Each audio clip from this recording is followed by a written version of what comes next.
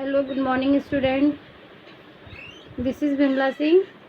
आज हम आपको इन्वायरमेंट लॉ का यूनिट 1 पढ़ाएंगे। ठीक है, ये आपका जो यूनिट 1 है इन्वायरमेंट लॉ, इसमें आपका टेस्ट होना है 17 मई के बाद। ठीक है, तो हम इसीलिए आपका यूनिट 1 पढ़ा चुके हैं, लेकिन हम आपको एक बार रिवाइज करा देते हैं वीडियो के थ्रू। ठीक, आप लोग देखिए। सबसे पहले जो आपका यूनिट 1 है उसमें क्या क्या पूछा गया है? इन्वायरमेंट। ठीक है, इन्वायरमेंट का मतलब क्या होता है? ठीक है, meaning of environment and meaning of environment pollution. ठीक है, तो इस टाइप से वहाँ पे टॉपिक्स दे रखे हैं छोटे छोटे करके। ठीक है, तो उसको पहले डिस्कस करेंगे। अब हम आपकी जो भी ये लेक्चर चलेगा आपका लगातार इन्वायरमेंट पे, वो यूनिट 1 पे चलेगा। अभी मैंने प्रीवियस लेक्चर जो इंडियन फॉरेस्ट एक्ट पर दिया था उसको हम कंटिन्यू करेंगे आफ्टर दिस यूनिट। ठीक है, इसके बाद यूनिट जो कंप्लीट हो जाएगी उसको हम करेंगे ऑनलाइन क्लासेस में। ठीक है, तो देखिए सबसे पहले इसका यूनिट 1 में जो मीनिंग दिया है, इन्वायरमेंट का मतलब क्या होता है, मीनिंग ऑफ इन्वायरमेंट। ठीक है, तो मीनिंग ऑफ इन्वायरमेंट को समझने से पहले हम लोग जैसे कि सिंपल भाषा में समझेंगे कि जो आपका जो इन्वायरमेंट होता है, हिंदी में बोलते हैं पर्यावरण। पर्यावरण का मतलब होता है परि प्लस आवरण। ठीक है, तो इसका मतलब यही होता है सराउंडिंग। ठीक है, तो जो हमारे चारों तरफ से घिरा हुआ है। ठीक है, अब चारों ओर से क्या घिरा हुआ है? कुछ नेचुरल ऐसे एलिमेंट्स हैं। नेचुरल एलिमेंट्स का मतलब ये है कि जो हमारे इन्वायरमेंट है वो किन किन चीज़ों से मिलकर बना है। ठीक है, तो एक मतलब संपूर्ण इन्वायरमेंट को कैसे बनाया जाता है, उसमें क्या क्या चीज़ें होती हैं, वो हम आज पढ़ेंगे। सबसे पहले आप मीनिंग देखिए, लिखा है the term environment is derive from French word environment. ठीक है, विच मीन्स टू इनसर्किल और टू सराउंड।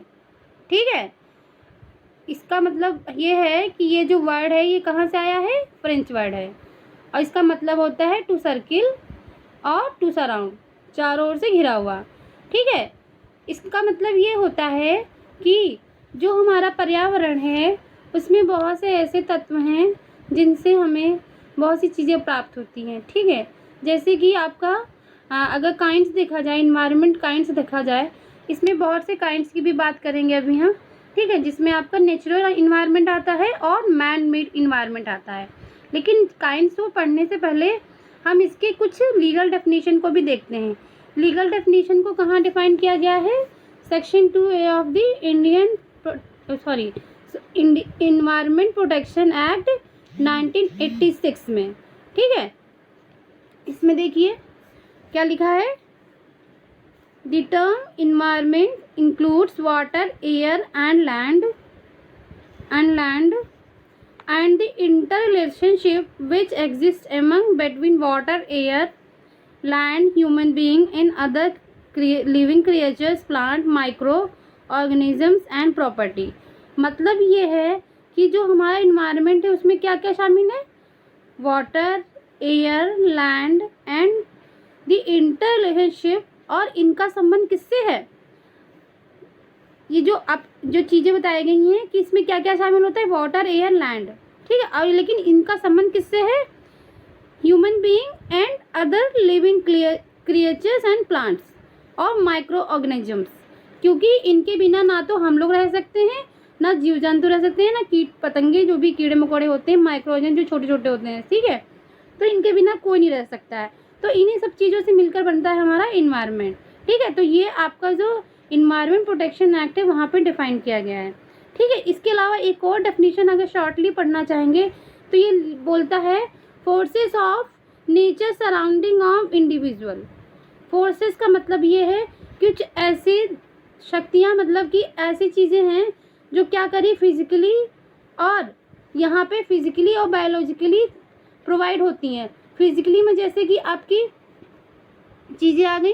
देखिए इसमें जब काइंड्स पढ़ेंगे तो इसमें फिजिकली इन्वायरमेंट की भी बात की गई है। ठीक है, जैसे लिखा है forces of nature like wind, हवा। ठीक है, हवा हम लोग को फील होती है फिजिकली। ठीक है, कि वायु चल रही है। ठीक है, ग्रेविटी कंडीशन लाइक दैट, कोई चीज़ हम लोग को क्या कर रही है? अट्रैक्ट कर रही है। टाइम, लाइट, ठीक है, रोशनी, और other non living material like soil, water, ये सब चीज़ें हमको क्या मिल रही हैं, इन सब चीज़ों से हम लोग इन्वायरमेंट को क्या कर रहे हैं, यू बना रहे हैं, ठीक है, इन्वायरमेंट बना रहे हैं। अगर इनको कोई पोल्यूट करता है तो वो बन जाता है इन्वायरमेंट पोल्यूशन, ठीक है, इसको हम अभी पढ़ेंगे। देखिए इसमें और चीज़ें क्या हैं, और भी डेफिनेशंस हैं। इसमें एक दिया गया है, नीचे देखिए, प्लानिंग कमीशन के हिसाब से डेफिनेशन क्या है, the environment must not be considered as just another sector of national development, it should form a crucial guiding dimension for the plans and programs in each sectors, ठीक है। इन्होंने कुछ plans और programmes के तहत जो भी चीज़ें बताई हैं कि इन्वायरमेंट क्या होना चाहिए, उसको लेकर इन्होंने अपनी बात रखी है, ठीक है, उसको कैसे डेवलप किया जाएगा इन्वायरमेंट को, ठीक है। और यहाँ बताया गया है environment problem in India can be classified into 2 broad categories. अब देखिए ये जो इन्वायरमेंट होता है, इन्वायरमेंट पोल्यूशन जब होता है तो ये क्या है, एक ग्लोबल इश्यूज होता है, क्योंकि हर जगह पे इस पर कोई ना कोई समिट वगैरह होती है, ठीक है, आए दिन इस पर कोई ना कोई मीटिंग्स वगैरह होती हैं, ठीक। तो ये क्या है, एक ग्लोबल इश्यूज है, हर जगह क्या हो गया है, इन्वायरमेंट पोल्यूट हो चुका है, ठीक है। अभी आप रिसेंट आप देखेंगे आपके आस पड़ोस जो भी कुछ हो रहा है कोविड की वजह से जो भी हो रहा है, ये सब क्या है, एक इन्वायरमेंट का ही इफेक्ट है, ठीक है। ये सब हम लोग ह्यूमन ने जो भी नुकसान पहुंचाया है नेचर को, वो सब हमसे बदला ले रही है, ठीक है, उस टाइप से समझें तो। लेकिन वही है कि ये क्या है कैटेगरीज, देखिए, those arising from conditions of poverty and under development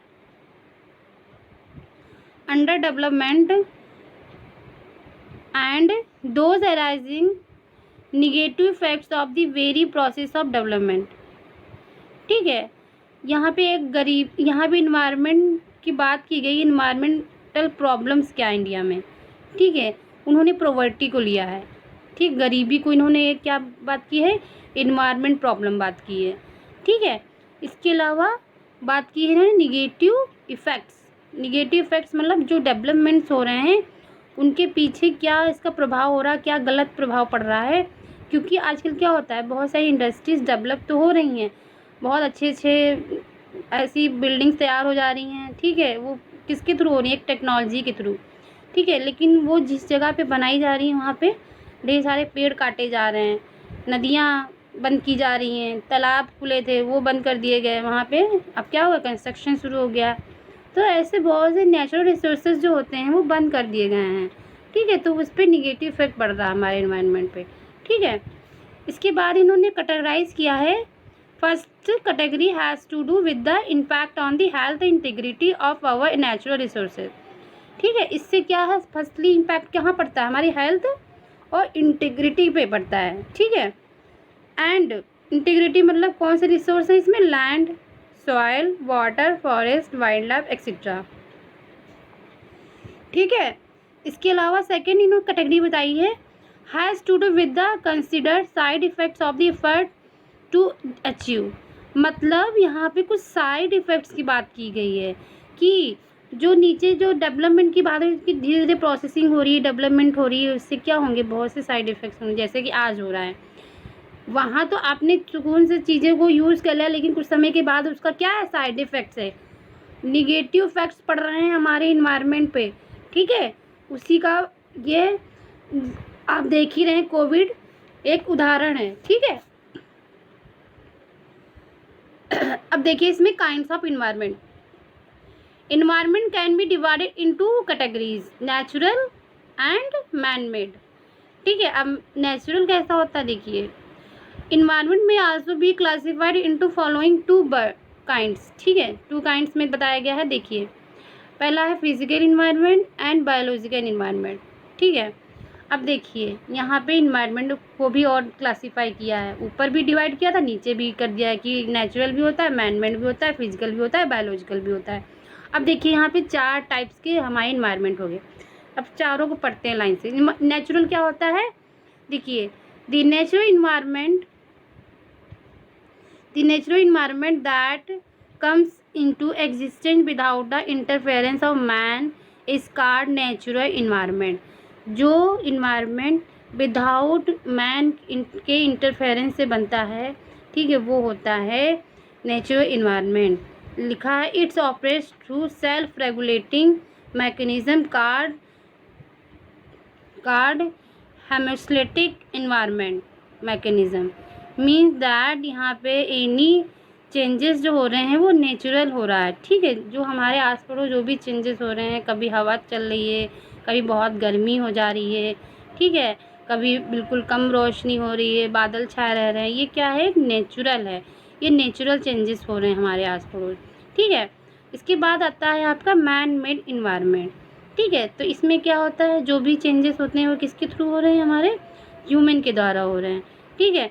लिखा है man is modifying the environment through scientific technology. अब क्या हो गया है, पहले क्या था, लोग रोशनी में काम करते थे, अब क्या है, अगर रात में भी या दिन में भी, रात में भी क्या होता था, लाइट नहीं रहती थी, पहले की चीज़ें क्या होती थी, बहुत ज़्यादा डेवलप नहीं थी, ठीक है।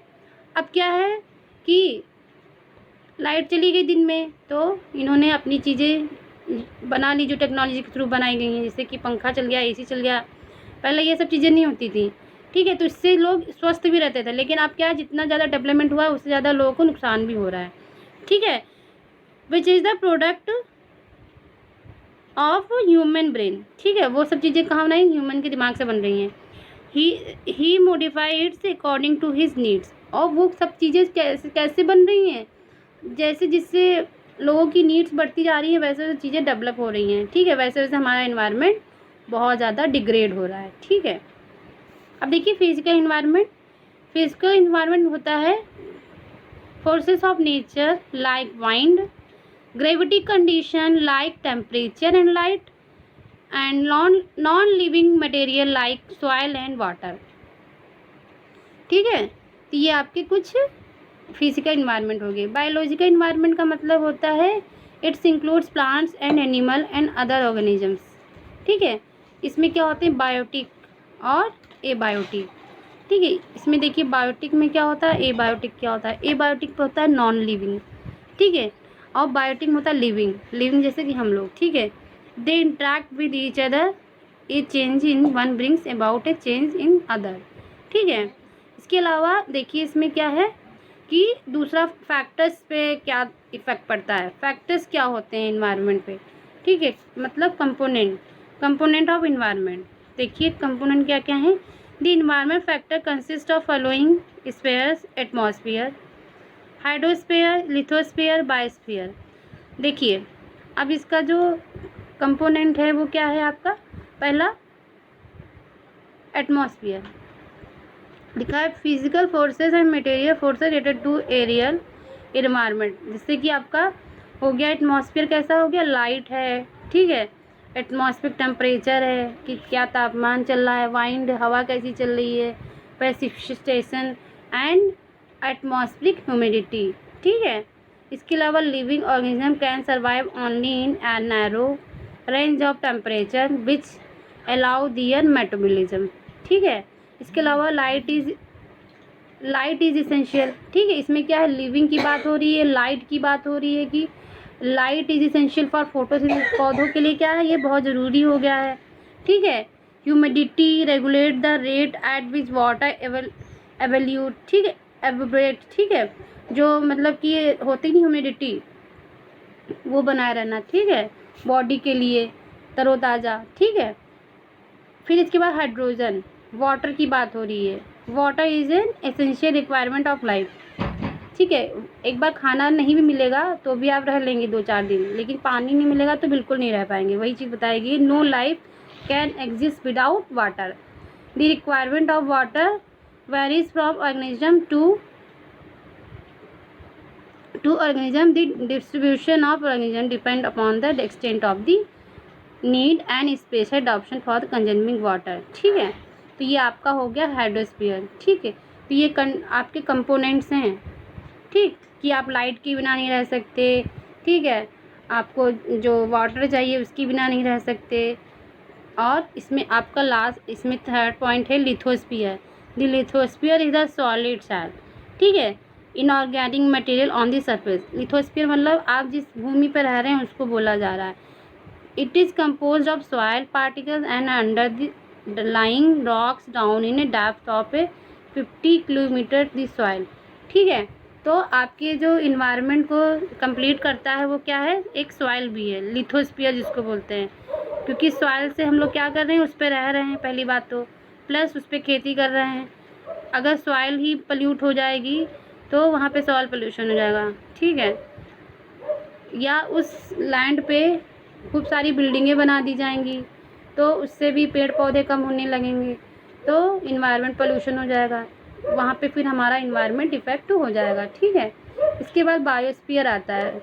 Biosphere is the thin shell organic matter on the surface of the earth. ठीक है, अब देखिए इसमें क्या होती है, लिविंग थिंग्स होती हैं। It occupies the least volume of all spheres. ठीक है, but is the cause the majority of flow of matters. ठीक है, तो इस तरह से बायोस्फीयर की भी एक परत होती है हमारे इन्वायरमेंट में। ठीक है, इसमें आपके लिविंग ऑर्गेनिज्म पाए जाते हैं। अब देखिए इश्यूज़ क्या होते हैं इन्वायरमेंट से संबंधी, जो ग्लोबल इश्यूज़ हैं वो क्या हो सकते हैं। पहली बात तो है कि इन्वायरमेंट संबंधी जो ग्लोबल इश्यूज़ है वो है आपका पॉपुलेशन। ठीक है, बहुत ज़्यादा पॉपुलेशन से भी हमारा इन्वायरमेंट क्या हो रहा है, पोल्यूट हो रहा है। ठीक है, नेचुरल रिसोर्स ज़्यादा यूज़ हो रहे हैं। नेचुरल रिसोर्स मतलब क्या हो गए हैं, अब पूरी तरीके से समाप्त हो गए हैं।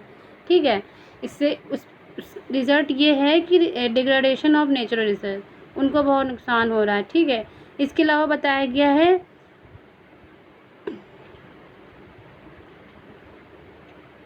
इसमें एक पॉपुलेशन हो गया है, और इसमें आप देखेंगे कि आज के ज़माने में क्या सबसे ज़्यादा इफ़ेक्ट हो रहा है। देखिए, today more than 10 million people world wide have lost their homes and land because environment degradation. ठीक है, अब क्या है, बहुत से लोगों का क्या हो गया, घर वर सब क्या हो गया, खो गया, मतलब उनसे छीन लिया गया है। वहाँ पे क्या है, अब धीरे धीरे जैसे जैसे डेवलपमेंट हो रहा है, जो गरीब होते हैं उनसे ज़मीन लेके वो लोग, सरकार क्या कर देती है, वहाँ पे भवन बना देती है, कुछ भी कंस्ट्रक्शन करा देती है। इससे भी हमारा इन्वायरमेंट बहुत डिग्रेड हुआ है। ठीक है, सॉइल को बहुत नुकसान पहुँचा है। ठीक, और क्योंकि आजकल बहुत सारा जो टेक्नोलॉजी आ गई है उससे जो भी केमिकल यूज़ हो रहा है फसलों को मतलब ग्रो करने में, जो आपकी जो क्रॉप ग्रो हो रही है उससे सॉइल भी पोल्यूट हो रही है। ठीक है, आपके जो नेचुरल रिसोर्स में आपका जो लेक था, ठीक है, वेल्स थे, उनको भी पोल्यूट कर दिया गया या पूरी तरीके से उनको समाप्त कर दिया गया है। इस तरह से बहुत से इन्वायरमेंट इश्यूज़ हैं जो इसमें बताए गए हैं। इसके अलावा use of fertiliser pesticide pollute the environment. ठीक, या एमिशन ऑफ कार्बन डाइऑक्साइड और other gases in the atmosphere from fossil fuels burning and other human activities, या क्लोरोफ्लोरोकार्बन है इसका मेन कारण। ठीक, और इसके अलावा इसमें है biosphere level of heat trapping carbon dioxide are now 26% higher than the pre industrial concentration. तो ये सब चीज़ें जो कुछ गैसेस हैं, ठीक है, आपका जो नेचुरल रिसोर्स है वो भी आपका पोल्यूट हो रहा है, एयर भी पोल्यूट हो रही है, वाटर भी पोल्यूट हो रहा है, फॉरेस्ट जो थे हमारे वो पूरी तरीके से डिफॉरेस्ट हो चुके हैं, वाइल्ड लाइफ पूरी तरीके से समाप्त हो रही है। तो ये सब चीज़ें जैसे जैसे समाप्त होने की कगार पे वैसे वैसे हमारे इन्वायरमेंट पे बहुत ज़्यादा इसका इफ़ेक्ट पड़ रहा है। ठीक है, तो ये आपका इन्वायरमेंट पे आपका मीनिंग साइंस हो गया और कुछ ग्लोबल कंसर्न हो गया। ठीक है, कि क्या इशू बना रखा है पूरी दुनिया भर में। ठीक है, अब इसके बाद आपका जो नेक्स्ट वीडियो होगा वो इन्वायरमेंट पोल्यूशन पे होगा। Okay, thank you class.